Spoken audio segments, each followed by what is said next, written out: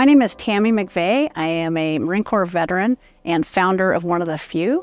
I'm a business and lifestyle strategist, and I help people take it to that next level personally, professionally, mentally. For me, the military had always intrigued me. I knew I wanted to serve my country. I was an honor student in high school, and my family didn't have the money for college. And so to me, college was this big, expensive thing that you were supposed to know what you wanted to do. So I ended up enlisting in the Marine Corps when I was 17, went in when I graduated, and I loved it. I served 4 years, but I didn't want to make a career out of it. I just knew it just felt like a good stepping stone.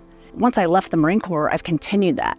Like, how can I volunteer? And for me, it's all about experiences. Like, if it's a cool experience and I get to help people, like, sign me up. So when I got out of the Marine Corps, I really struggled just finding my way. You know, there's that identity with being a Marine and that excellence. And it's like, if I'm not that coolest job in the world, who am I? You know, in the Marine Corps, and actually any branch of the military, their training is so condensed. They have to get so much out of you in such a short amount of time, and they cut out all that other fluff that you deal with going to college and schools. Like, I didn't have to take reading classes to do what I did. Once I got out, I really struggled finding work because so many places wanted 5 to 8 years experience, and I had done 4 years in the Marine Corps, or they wanted a college degree. Well, I didn't go that route. I went the military route.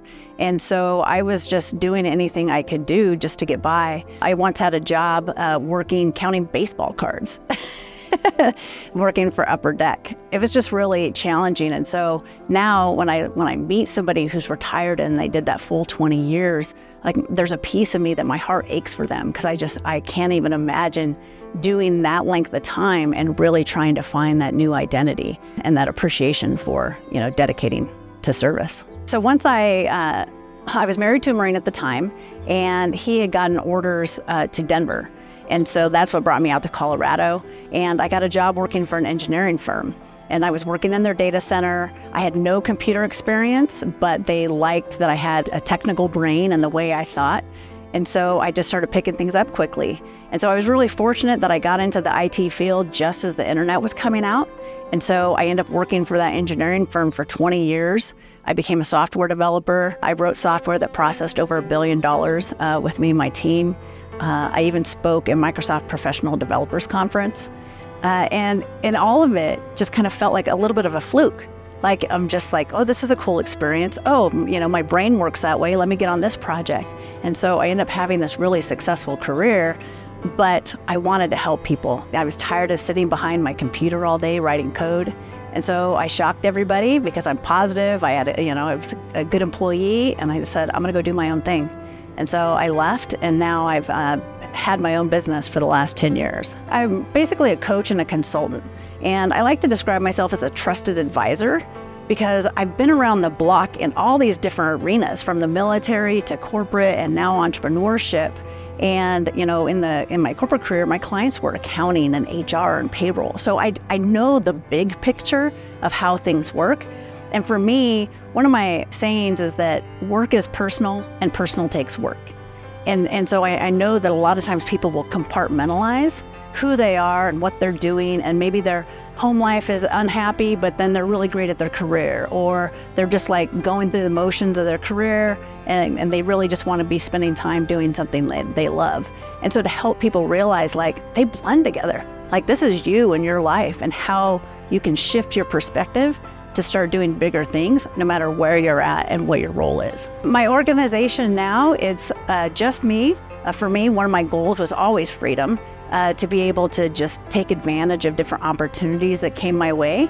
But it was also about living committed and living courageous, where I'm putting myself in these positions where these opportunities happen. If I had stayed in my cubicle all day, and going home at night and going to the gym, those opportunities are much harder to find. And so I just love networking and connecting with just really cool people. There's a saying, like, I want to do cool things with cool people in cool places. Like if I could just sum up life, like, that would be it. In the nonprofit space, I've always been wanting to serve. And so I feel like it's my duty when something comes up and people need help and I'm available and it sounds like it'd be fun, I say yes. And so I've done a lot of cool things. I've biked across Colorado with injured athletes. We do an adventure race in Colorado every year, And one person has to be a paraplegic, one person has to be an amputee, and then 3 able-bodied athletes. And so I've done that event for 11 years. I went to Houston in 2017 to help with hurricane cleanup with Team Rubicon. It's just the little things like, oh, you need help? I'm available. That sounds cool. Let's go. So my advice to, women, especially young girls, that there are opportunities out there and you can't always see that path that's ahead of you. You have to start trusting your gut, even just a little bit. Like if something sounds cool, like if it's like, oh, that would be cool, or wouldn't it be cool if, to ask yourself those questions and you start just saying yes to those little opportunities. So my advice would be to start putting yourself in those positions and just start networking, because you never know who you're going to meet. You never know who you're going to connect with, and know that you're much more resourceful than you think you are, and you'll be able to figure that out. I think it's really important to have those mental health and PTSD conversations, and take away that stigma of just because maybe you're having these thoughts, these negative thoughts, that it can be anything minor, from just something just holding you back, keeping you stuck in your place in life, to something really severe, a traumatic brain injury. And so over the years, working with veterans that have served in combat, I've been able to see just people from all across the spectrum and how they deal with it. And so for me, when I was in the Marine Corps, my unit was one of the first to go to Desert Storm, but they went so quickly, they said no women in combat. And so I also had my own, mental struggles, because here I'm watching everybody I work with leave and I'm not contributing, feeling this sense of guilt. I felt a little bit of shame for a long time. Then as I got older, I realized it's okay to feel the way I felt. And so I started talking more openly about that. But I've always naturally been positive, like seeing the silver lining in things, or finding the lesson in those challenges. But once I started working with these veterans that have served in combat, I also went through my own mental thing, because I realized just my natural positivity wasn't going to solve those really difficult problems. And so it felt superficial to me. And so then I looked at it, I flipped the way I thought about it, thought, okay, I didn't serve in combat and I can't really connect. I can connect with the training and the way that they think.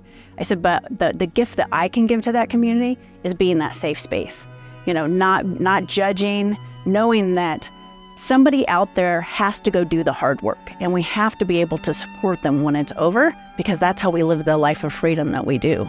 As a woman, I would say one of the things that I'm most proud of is that I know for a fact I've changed lives and saved lives. I once did a talk about that it was titled, "This event can change your life if you let it." And the whole premise was just telling people to be open-minded, just to roll with it, kind of see what happens. And to me, I feel like life is kind of like that too. But that was my message in this talk. And then a year later, a guy came in and he was in the audience and he said, I saved his life. He had lost his leg due to a drunk driver.